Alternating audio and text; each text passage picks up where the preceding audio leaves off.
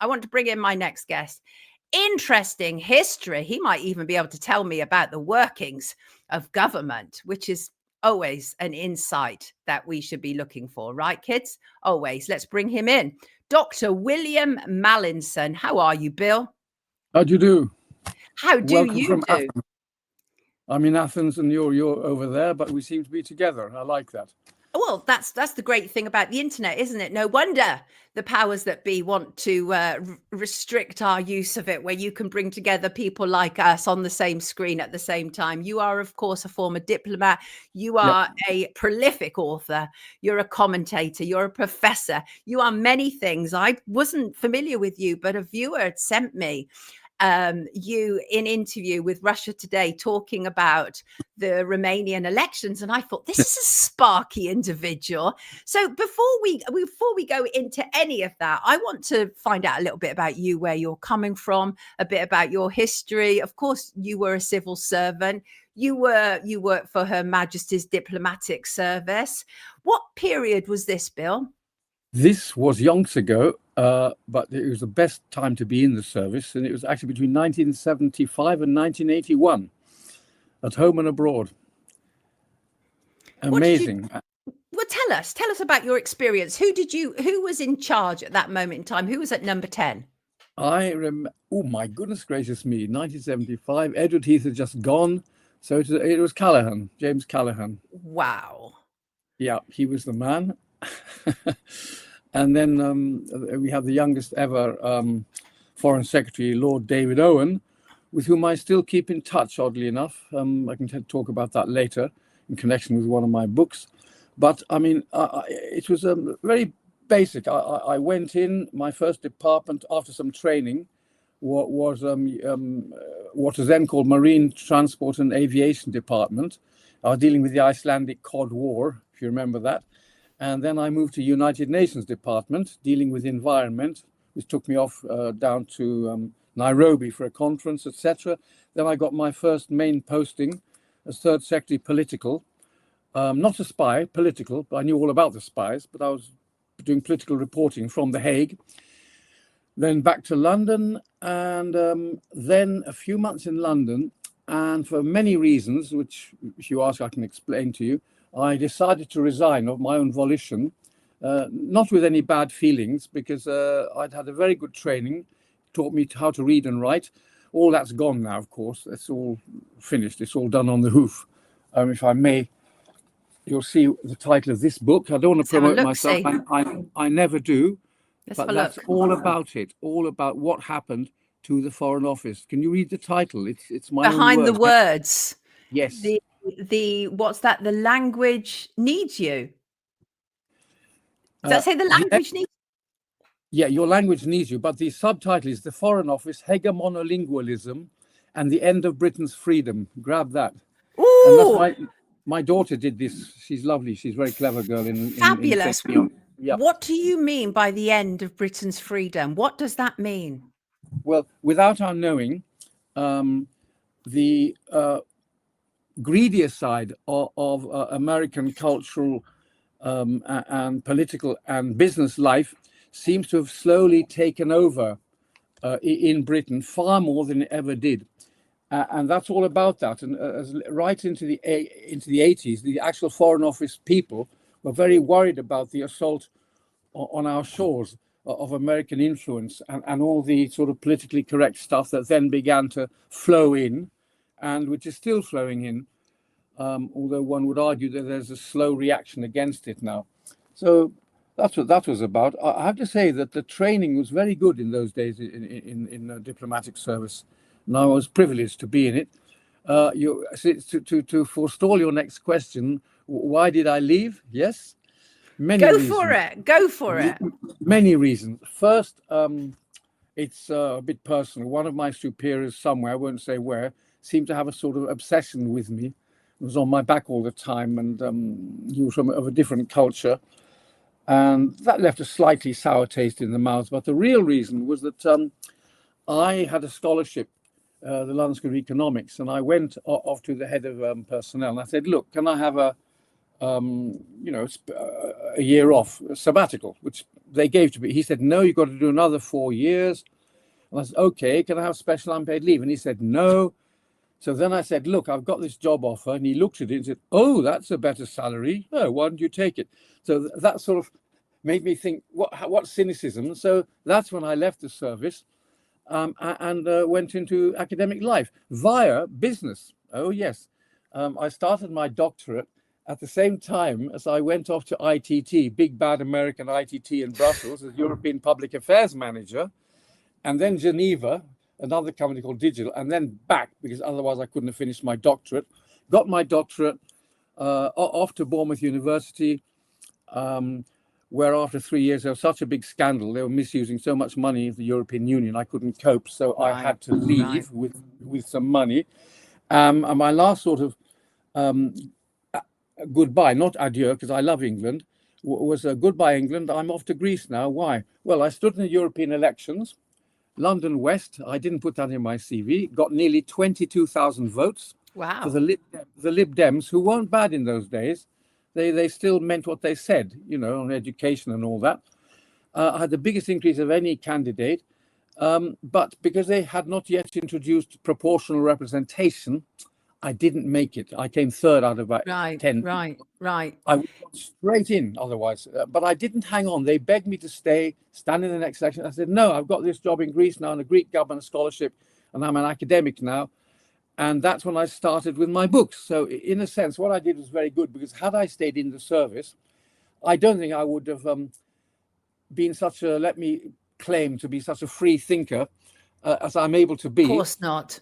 I've done such hard research, and the amazing thing is that all the I excuse my French, but I almost literally raped the archives in the National Archives, Foreign Office archives, and I was able for 20 years. I was going over back to England from Greece every so often, doing them like mad, and I soon realized that the only way to really begin to try to understand our existence, historical existence, is through documents, because they're physical things.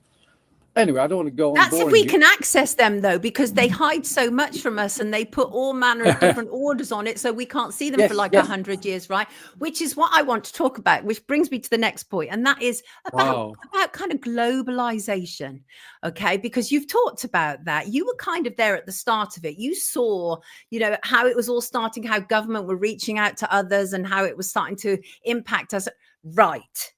Tell us, as an overview, because I think there are very few people who will be able to have the overview that you have about what globalization has actually done to us. Give us a good idea.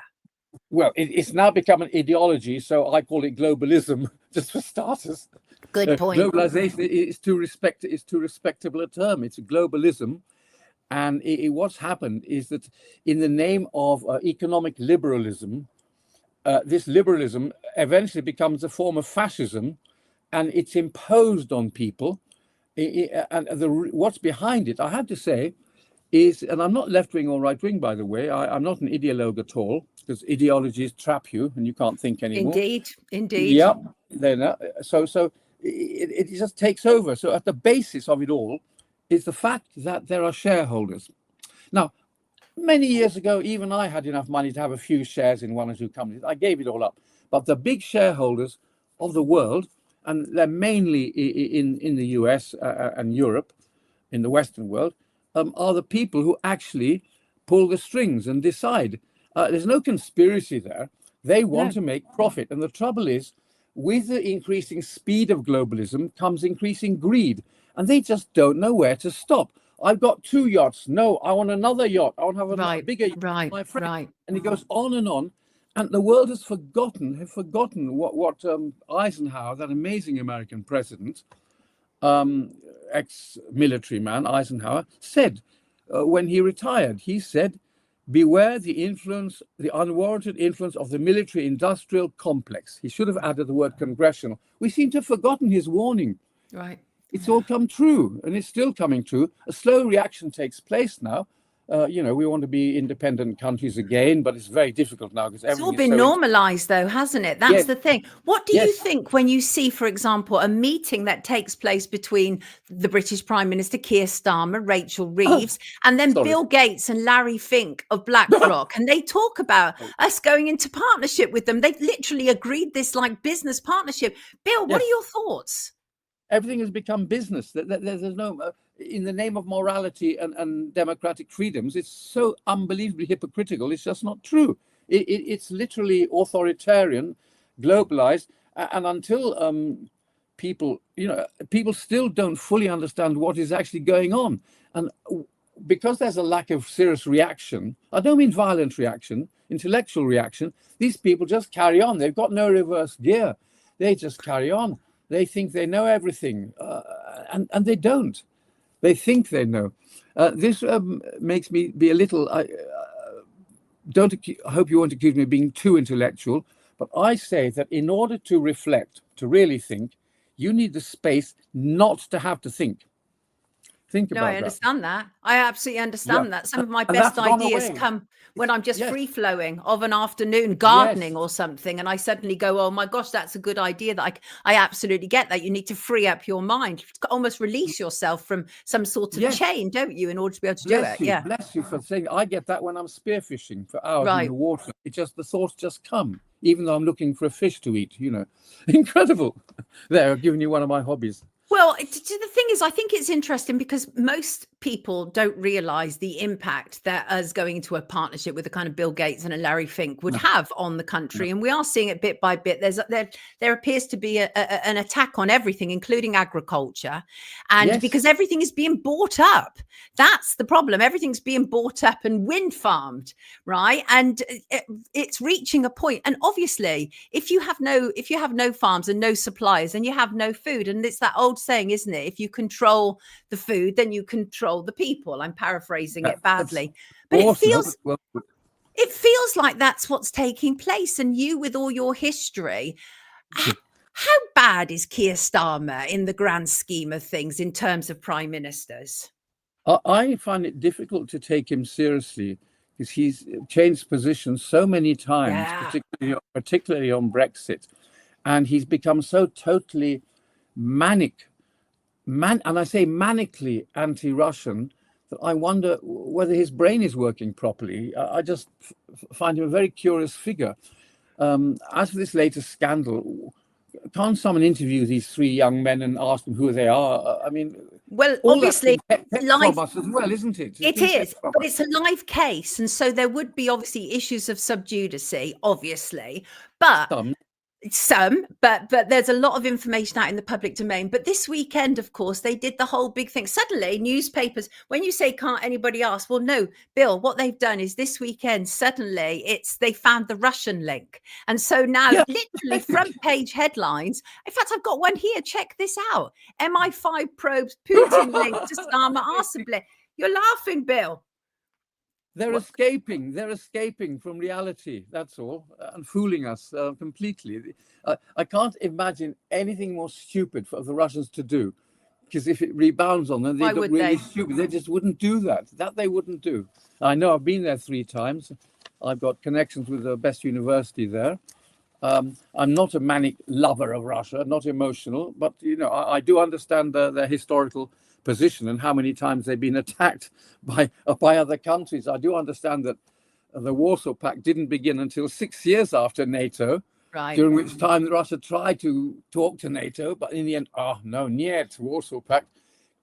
Well, it just goes on like that. This again reminds me of what, I'm sorry to say, one of my books, and a great man called Guicciardini, who was a friend of Machiavelli. And Guicciardini simply said, things have always been the same. The past sheds light on the future. The same things come back with new names and colors. That's what we're seeing now. And that's what the purist historian like me can say and experience. And it is, I mean, human nature, basic human nature doesn't really alter. No. It moves in and out. I mean, talk about technology and apps. Nowadays, and I confess, I'm afraid I don't have a smartphone. I would if I had to do it for work, but I don't need one. So people now think they think, because they have opinions. But what about their opinions?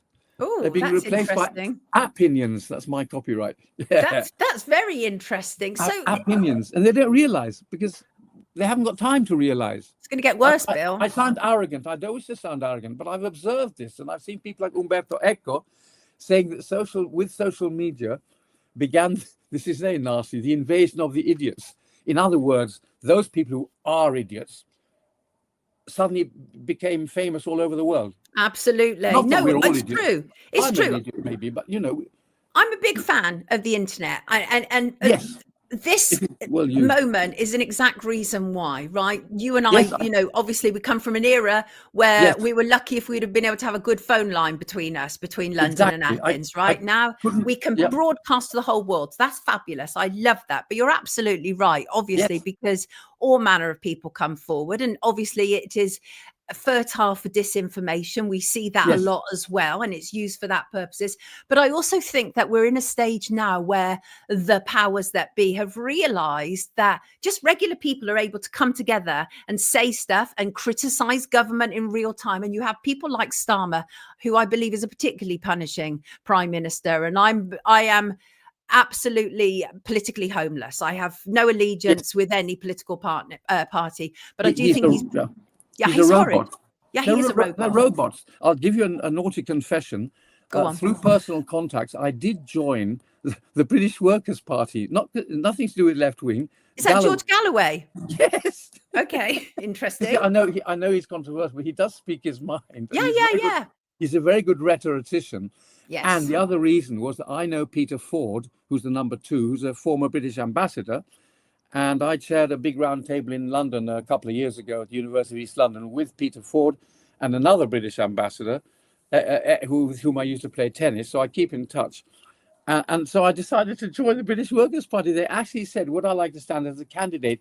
In the end, I didn't, because I couldn't come over, just leave my family and everything in Greece for 2 months to campaign, you see. But I thought, well, this is something fresh and different. And I am a worker. I work. So for me, it's nothing to do with ideology at all. So, you know, it sounds a bit dilettante, but yes, they still send me There's no trust in politicians. George Galloway is one of those few people. George and I, we get on fine. I disagree with some of the stuff that he does, and so do I. I met him. I know him. Yeah, same. He has some funny views on one or two things. Don't we all? Exactly. But I'll never forget how during the evil bombing of Iraq, how he went over to the United States and gobsmacked those robots sitting there and came back. And I just can't forget that. It was wonderful.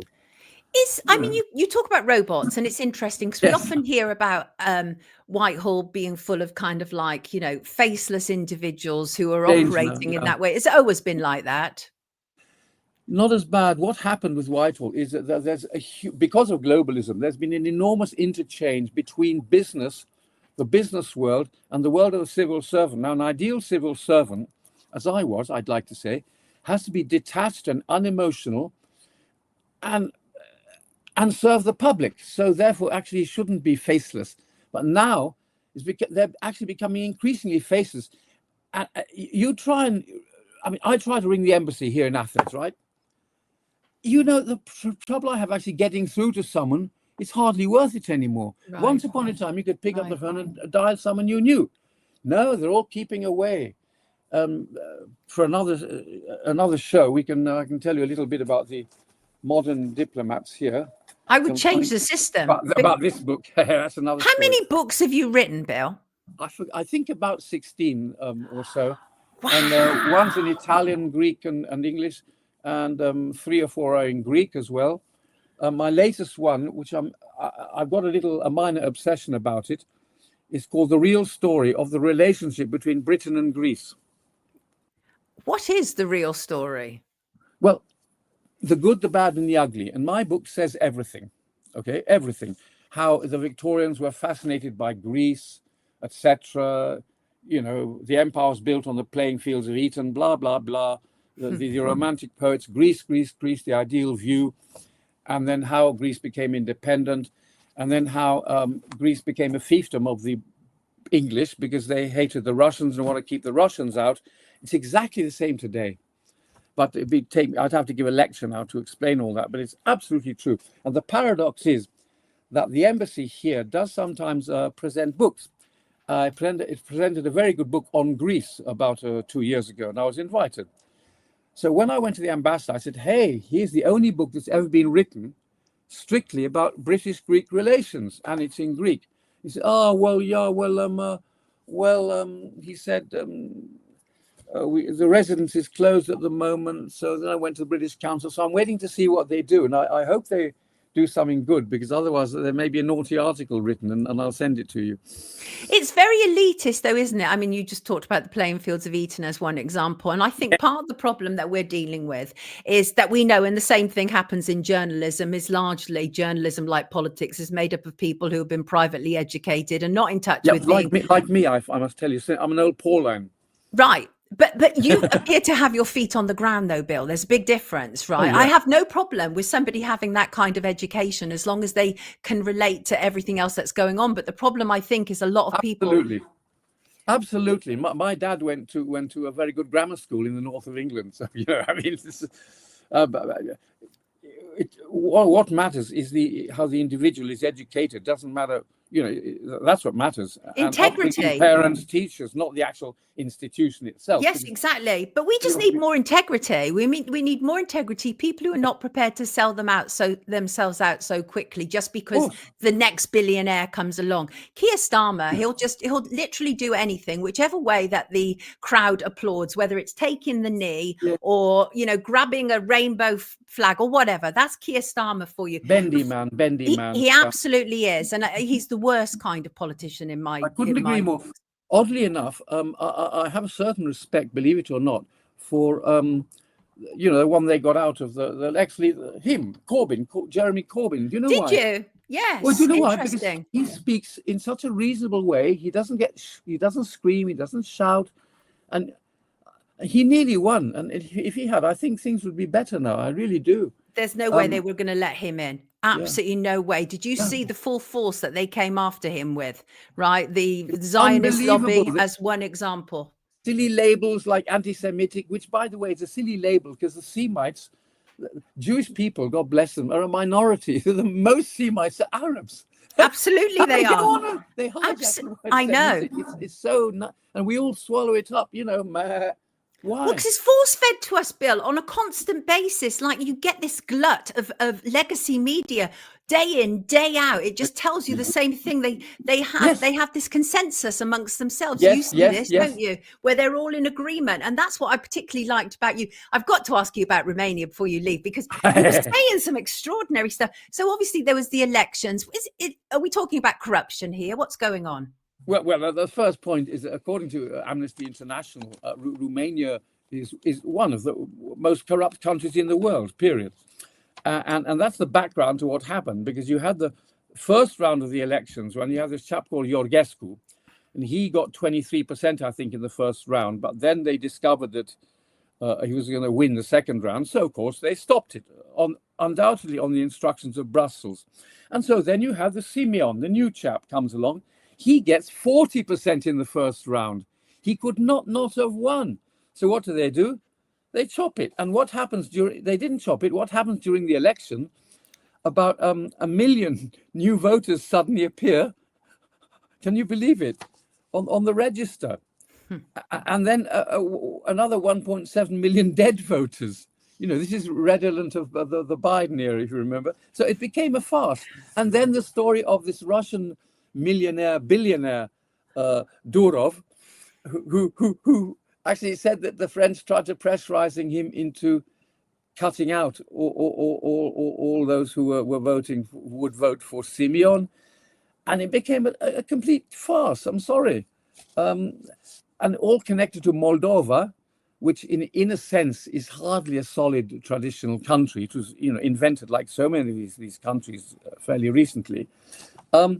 Which Romania wants to control. It's all connected. And all this after they did the same thing to Le Pen, whatever her political views, because all politicians are corrupt anyway, but they got her in particular because they saw that she was on a winning ticket. It's happening in Germany with alternative für Deutschland, which may or may not be an extreme right-wing party. I've looked at its policies, and actually a lot of them actually aren't particularly extreme. And you can't trust what the media say. You simply No, you can't can't. trust what the media say. You can't. You can't. And as Goebbels said, if you repeat the message often enough, people That's will right. swallow it. And Yes. that's what's happening now. It's Goebbelesque. And in the name of liberalism, which is absolutely weird. Everything's gone upside down. Orwell Yes. was right. I must say, Orwell, what a genius that man was. Yeah, but he had insider knowledge, though, didn't he? Didn't he know what was coming on? He must have, but yeah, I just can't forget 1984. I just can't forget the things I he wrote. know. What is it they Newspeak. say? It was supposed to be a book, not an instruction manual, right? That's what they say, isn't it, about 1984? Yes. Amazing. Lovely to have you with us. Absolute pleasure. And I do want you to come back. We're going to have to unpack more, because I think it's so important to talk to people who really understand what's gone on. Like with your wealth of information, I think there's just so much there. And I truly appreciate you joining us today, Bill. Thank you so much. And I shall send you a draft of the article I'm writing now. Yes. On is the West going west? Grab that. Oh, look forward to it. Just for you before it's published. And bless your heart. Have a lovely day today. Thank you very much. Athens. Bless you. If you come to Athens, we have to meet. Oh, wonderful. Dr. William Mallinson, everybody, but you can call him Bill. Take good care of yourself, Bill. Lots of love. Bye. Love you. Take care. Oh, I just told a complete stranger, love you. Take care, Bill. Thanks for the company. Bye. It's time to wake up with Sonia Poulton.